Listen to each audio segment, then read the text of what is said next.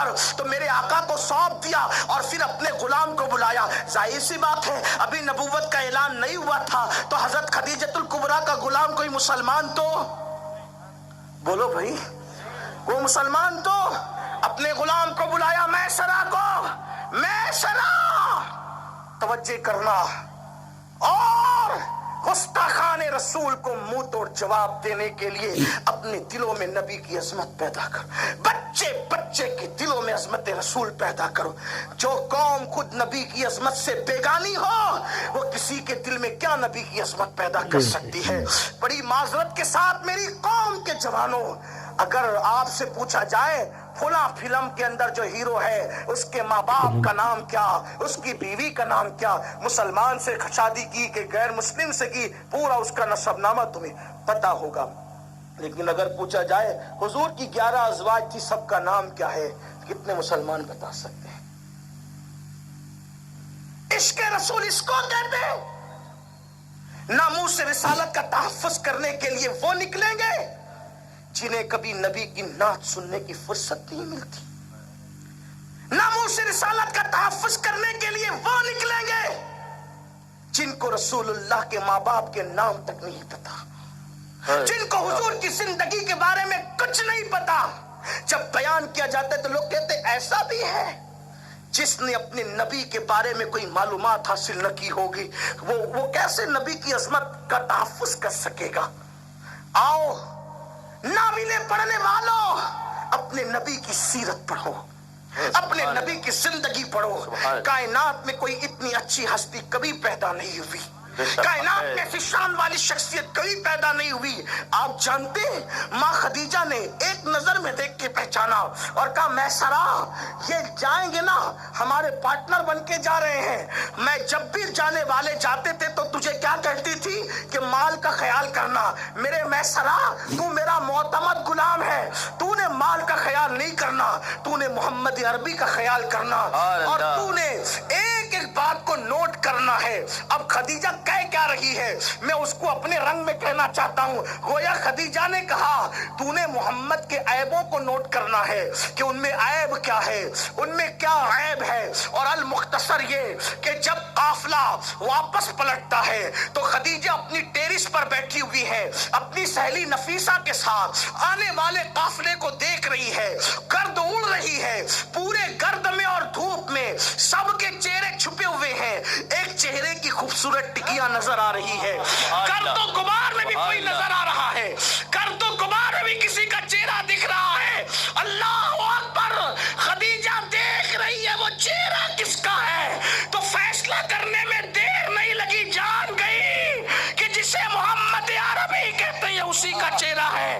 میسرہ نے حضور سے کہا اے میرے صاحب آپ آئیے میں جا کر کے مالکہ کو خوشخبری پہنچا دوں. اور میسرہ آئے سیدھا ٹیرس پر اور مالکہ نے کہا کیا خبر لایا تو اس نے کہا میسرہ نے ملکہ بہت سا مال, بہت سی دولت, 10 گنا زیادہ منافع, بہت زیادہ یہ وہ. خدیجہ نے کہا میں نے کہا تھا بھول گیا, آج میں مال کے بارے میں کچھ سننا نہیں چاہتی, مجھے محمد کے بارے میں بتانا ہوگا, مجھے محمد کے بارے میں بتانا ہوگا. میسرہ نے کہا کیا بتاؤں؟ خدیجہ نے کہا ان کا عیب بتا, ان میں عیب کیا ہے. اب میں اپنے ذوق کے حساب سے سیرت کی یہ بات پڑھنا چاہتا ہوں. اللہ اکبر, میرے الفاظ کے جامع میں جب پوچھا نا خدیجہ نے محمد کے عیب کیا ہے, اب میسرہ کہتا ہے مسلمان نہیں ہوا ہے, ابھی کافر ہی ہے, لیکن حضور کو دیکھا ہے حلالی اولاد, اسی لیے حضور کو دیکھ کر بات سچی کر رہا ہے. خدیجہ کی خوشی کے لیے کوئی بات جھوٹ نہیں کہہ رہا ہے. اور وہاں خدیجہ خوش کیسے ہوتی اس بات سے؟ خدیجہ تو اپنے مقصد تک پہنچنا چاہتی ہے. خدیجہ نے پوچھا بتا محمد کے عیب کیا ہے تو کہا جب وہ چلتے ہیں تو ان کے جسم پہ بادل سایہ کرتا ہے. خدیجہ نے کہا عیب بتا ہے تو کہا جب وہ چلتے ہیں جہاں پیر رکھتے ہیں وہاں ویرانے میں ہرا سبزہ اگاتا ہے. کہا عیب بتا, کہا ان کے پسینے میں بدبو نہیں بلکہ خوشبو آتی ہے. کہا عیب بتا ہے جانور ان کو سجدہ کرتے ہیں. کہا عیب بتا ہے وہ کبھی جھوٹی قسم نہیں کھاتے. کہا عیب بتا ہے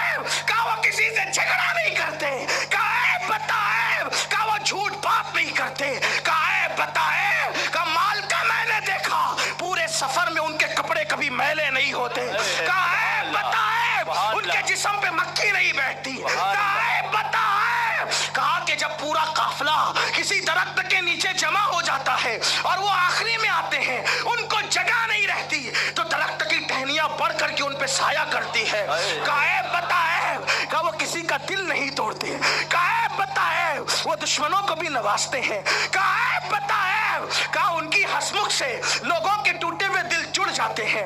उसने कहा मैं सरा बता है, तो कहा पत्थर उनके पैरों के नीचे नरम हो जाते हैं, कहा है बता है, कहा उनका साया जमीन पे नहीं पड़ता, वो कहा है बता है, कहा उनके जिस्म से बदबू नहीं आती, वो कहा है बता है, अंधेरे में भी उनका चेहरा चमकता नजर आता है। उसने कहा है बता है, मैं शराबे का मालिका, मैंने तेरा नमक खाया है, अल्लाह की इज्जत की कसम, मेरे एक हाथ में चांद ला के रख दे और दूसरे हाथ में सूरज ला के रख दे और फिर पूछ कि मोहम्मद में ऐब क्या है, तो मैं कहूँगा ये हस्ती वो है जिसको अल्लाह ने दुनिया में बेऐब पैदा। सुभान अल्लाह, सुभान अल्लाह, नारे तकबीर, नारे रिसालत,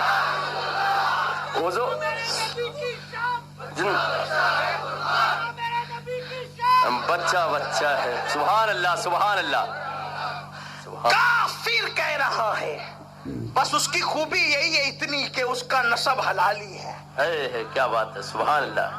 हाँ, जो मेरे नबी को गालियां कुछ लोगों तक, मौलाना लोग ऐसी बात क्यों करते, तो उनको समझाना वो ऐसी बात क्यों करते, उनको बोलो कि वो अपनी सियासी दुकानें चमकाने के लिए मेरे नबी को गालियां क्यों देते हैं। और मैं कहना चाहता हूं सिद्धि पेट वालों, अगर मेरे बेऐब नबी को इस तरह की गालियां दी जाती रही तो लोगों को बताइए कि अगर हमारे मिट्टी के घर पे तुमने पत्थर मारा तो हम कब तक बर्दाश्त करेंगे। तुम्हारे शीश महलों पर फिर वो बौछार होगी, ताब नहीं ला सकोगे। हमारे नबी में तो कोई ऐब नहीं है, जिनके तुम चट्टे बट्टे हो ना उनके बारे में हम इतना जानते हैं कि अगर हमने जबान खोल दी तो तुम कहीं के नहीं रहोगे, वो भी कहीं के नहीं रहेंगे। हाँ, लेकिन हमें मुल्क का अमन पसंद है, हम मुल्क का अमन चाहते हैं, हम लड़ाई झगड़े वाले लोग नहीं। क्या बात, इसलिए इनको लगाम दो, इनकी चमचागिरी को लगाम दो कि ये चुप रहें, वरना जिस दिन अगर हम कहेंगे कि जुए में किसने किसको हारा था, उस दिन कहां मुंह लेकर के जाओ हैं? अगर हमने कह दिया, अभी हम कह नहीं रहे मुल्क का अमन हमें पसंद है, जिस दिन हमने कह दिया कि किसकी बीवी चोरी हुई थी तो फिर कहां जाओगे। अगर हमने कह दिया कि 5-5 भाई एक किसी औरत के साथ कितने मर्तबा जो है वो अपने रातों को गुजारते थे, आप कहां जाओगे। और ये तो चंद चीजें हैं, हम अभी कह नहीं रहे क्योंकि मुल्क का अमन हमें पसंद है। बहुत खूब, बहुत अगर हमने कहा ना तो तड़पोगे, इसलिए चुप रहो। जिसमें कोई ऐब नहीं उसके ऐब बयान करते हो सिर्फ इसलिए कि तुम किसी को खुश कर सको। सुन लो, उन गुस्ताखाने रसूल का अंजाम देखो, नस्लें भी खत्म हो गई। सुभान अल्लाह, सुभान। नबी की गुस्ताखी करने वालों की तारीख पढ़ लो, नस्लें भी खत्म हो गई। कुरान कहता है इन्ना शानिया का हुवल अबतर, महबूब जो तेरा गुस्ताख है वो हर भलाई से महरूम है, हर खैर से महरूम है, उसकी नस्ल भी मुनक़ते है। नस्लें भी खत्म हो गई, नबी की तौहीन पर कोई न रहा, घर में चिराग जलाने वाला न रहा। और गुस्ताख रसूल को मरने से पहले दुनिया में सजा मिलती है, लेकिन हमें किसी पर कोई टिप्पणी नहीं करना, हम अमन वाले लोग हैं, हमें मुल्क का अमन अजीज है, इसलिए हम कोई बात नहीं करना चाहते किसी के मुतालिक। मगर ये बात जरूर है, मुसलमानों को उस अकीदे पे मुत्तहिद होना पड़ेगा जो अकीदा सहाबा और अहले बैत का अकीदा है, जो अकीदा असलाफ का अकीदा है। अपने फुरूई झगड़ों को खत्म करना होगा। और अगर कोई बंदा ये कहता है कि मेरे मौलवी साहब ने ये बात कही, उससे कहो भाई मौलवी की बात छोड़, मौला की बात कर कि मौला का क्या हुक्म है।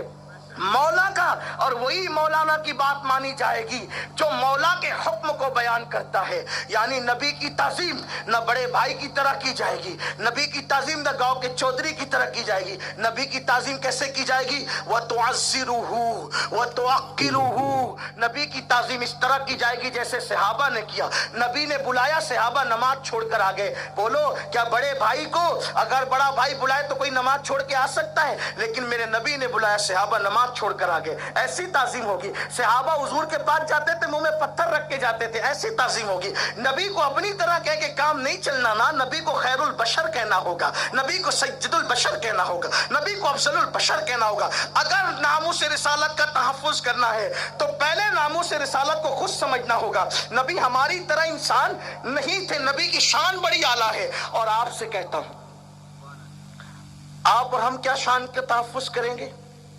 ہم تو ٹی وی چینل پہ سنتے کہ اس نے کہہ دیا کہ یہ، تو ہم اسی کی بولتے ہیں اے نبی ایسے تھے. پھر کسی نے کہہ دیا نہیں ایسے تھے تو وہ کہتے ایسے تھے. یعنی آپ کا بھی تو کوئی ٹھکانہ نہیں ہے. ہر 4 گھنٹے پر تو آپ کا عقیدہ بدلنے لگتا ہے کچھ لوگوں کا. اللہ ماشاءاللہ حالات یہ ہے. مقرر اچھے انداز میں اگر گندی بات بھی کہہ دے تو آپ اس کو قبول کر لیتے ہیں. لچھے دار گفتگو کے پیچھے. ہمارے لیے مقرر آئیڈیل نہیں ہے، ہمارے لیے مقررین دلیل نہیں ہے. ہمارے لیے دلیل قرآن و سنت ہے، صحابہ کی زندگی ہے، اہل بیت کی زندگی ہے. اس لیے آپ سے کہتا ہوں حضور کو چاہو ایسا جیسے صحابہ نے چاہا، حضور کو ایسے چاہو جیسے اہل بیت نے چاہا، حضور کو ایسے چاہو جیسے اسلاف نے چاہا. میرے نبی نے فرمایا لا یؤمن احدکم حتی اکون یقال انہ مجنون، کہ تمہارے دل میں محمد الرسول اللہ کی محبت جب تک اتنی پیدا نہ ہو جائے کہ تمہارے عشق رسول کو دیکھ کر لوگ تمہیں پاگل نہ کہنے لگے، اس وقت تک تمہارا ایمان کامل نہیں ہو سکتا. یعنی بیٹھو تو نبی کا ذکر، اٹھو تو نبی کا ذکر، چلو تو نبی کا ذکر، پھرو تو نبی کا ذکر. حضور کے ڈنکے بجاتے رہو، حضور کے چرچے کرتے رہو، حضور کی زندگی کو یاد کرو. شمائل ترمذی شریف کا درس اپنے گھروں میں رکھو، حضور کی اداؤں کا تذکرہ کرو. کیسی ادائیں تھی؟ وہ چلتے تھے تو بے مثال، وہ اٹھتے تھے تو بے مثال، وہ بیٹھتے تھے تو بے مثال. لیکن بڑی معذرت کے ساتھ میری قوم کے جوانوں، اگر نعرے کی بات آئے تو میرا جوان آج تحفظ کرنے والے وہ لوگ تھے جب پہلی مرتبہ رسول اللہ کے پردہ فرمانے کے بعد مسلمہ کذاب نے نبی کی عظمت پہ حملہ کیا. اللہ اکبر. صدیق اکبر وہ پہلا ناموس رسالت کا محافظ، وہ اٹھ کے کھڑے ہوتے ہیں اور کھڑے ہونے کے بعد کہتے ہیں کہ ہمیں 3 محاذ پر جنگ کرنی ہے. میں تینوں محاذ پر جو ہے وہ قافلہ بھیجوں گا، فوج بھیجوں گا اور ان کو جو ہے وہ لوہے کے چنے چپواؤں گا. فاروق اعظم جیسا بہادر جب سنتے ہیں کہ 3 محاذ پہ جنگ کی بات ہو رہی ہے تو صدیق اکبر کے پاس آ کے کہتے ہیں امیر المومنین، اگر تینوں محاذ پر جب قافلے جائیں گے مسلمان مدینے کے مرد باہر ہو جائیں گے اور مدینے کی عورتوں اور بچوں کا کیا ہوگا؟ آپ ایک ایک کو نپٹیے. 3 محاذ پر کیسے جنگ ہوگی؟ صدیق اکبر نے عمر ابن خطاب کے سینے پہ ہاتھ مار کے کہا تھا. یہ ان کے جذبات دیکھیں، یعنی سنجیدہ سے سنجیدہ مسلمان حرمت رسول کے نام پہ کتنا جذباتی ہونا چاہیے. صدیق جیسا رقیق القلب عمر ابن خطاب کے سینے پہ ہاتھ مار کے کہتے ہیں عمر، اسلام لانے سے پہلا تو بڑا بہادر تھا، اسلام لانے کے بعد کیا تو بزدل ہو گیا؟ تو مجھے گستاخان رسول کے خلاف جنگ کرنے کے معاملے میں مشورہ دے رہا ہے کہ میں ایک سے اور ایک سے اور ایک سے نپٹوں؟ میں تینوں سے ایک ساتھ نپٹوں گا. اور سنو عمر، اگر مدینہ منورہ میں رہنے والے عورتوں اور بچوں حتیٰ کہ میرے جسم کی بوٹیاں بھی جنگل کے درندے نوچ لے مجھے گوارا ہوگا، لیکن میرے نبی کا گستاخ زمین پر رہے میں گوارا نہیں کر سکتا. یہ صدیق اکبر کے جذبات ہیں. میرے آقا صلی اللہ علیہ وسلم کے دیوانوں، آج ہم 10 منٹ کی نیند قربان نہیں کر